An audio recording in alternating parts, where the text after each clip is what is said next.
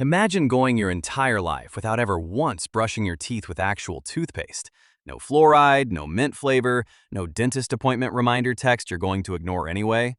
For the overwhelming majority of human history, that wasn't a hypothetical. That was just Tuesday. And yet, somehow, ancient people were not walking around with a mouthful of decay by default. They figured out dental hygiene remarkably early, and some of their methods were genuinely clever. Others were, let's say, an acquired taste. The oldest known toothpaste recipe on record comes from ancient Egypt, documented on papyrus dating back roughly 5,000 years. The recipe called for a mixture of ground ox hooves, ash, burnt eggshells, and pumice, an abrasive powder essentially designed to scrub away buildup on the teeth, applied with a chewed frayed twig acting as an early toothbrush. It's not far off conceptually from modern toothpaste, which still relies on mild abrasives to physically remove plaque. The Egyptians just had considerably fewer options in the packaging aisle. Chew sticks like these, twigs frayed at one end into soft, bristle-like fibers, show up independently across ancient Babylon, Egypt, India, and China, going back thousands of years. Variations of chew stick oral hygiene are still used today across parts of Africa, the Middle East, and South Asia, most famously the miswak twig, which modern dental research has actually confirmed contains naturally antibacterial compounds. This wasn't a primitive placeholder. In some cases, it was legitimately effective, and it stuck around for thousands of years because it worked. Now for the part that makes people physically recoil. The Romans, who were otherwise fairly sophisticated about hygiene with their public baths and oils, had a specific method for whitening teeth: urine. Specifically, urine used as a mouthwash, because the ammonia it contains genuinely does have a bleaching, cleaning effect on teeth. This isn't ancient superstition, it's chemically real. What makes it stranger is that Portuguese urine was considered premium quality for this purpose and was actually imported. The Roman Emperor Vespasian famously placed a tax on urine collection, which is where the modern Italian phrase for the tax, essentially "money doesn't stink," originates.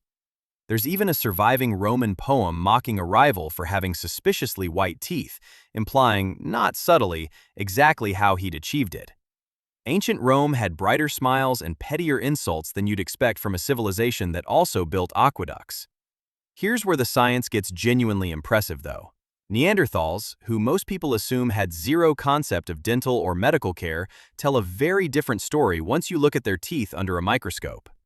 Researchers studying fossilized dental plaque, called dental calculus, from Neanderthal remains at El Sidrón Cave in Spain found preserved traces of chewed poplar bark in the mouth of one individual who had a dental abscess.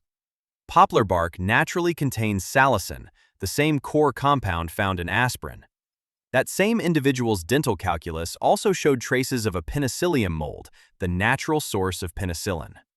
Which means a Neanderthal, roughly 50,000 years ago, appears to have been self-medicating a painful infection with a natural painkiller and a natural antibiotic, entirely without knowing the biochemistry behind either one.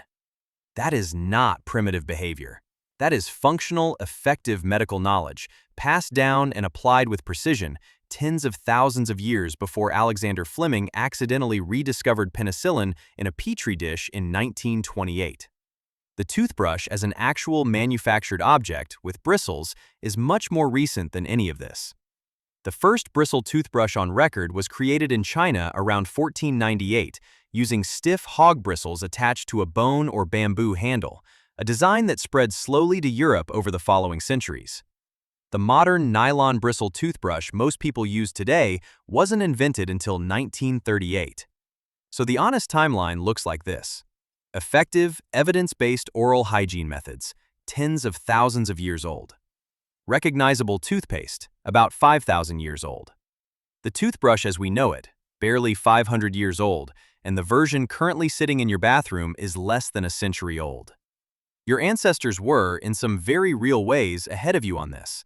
They just didn't have the marketing department.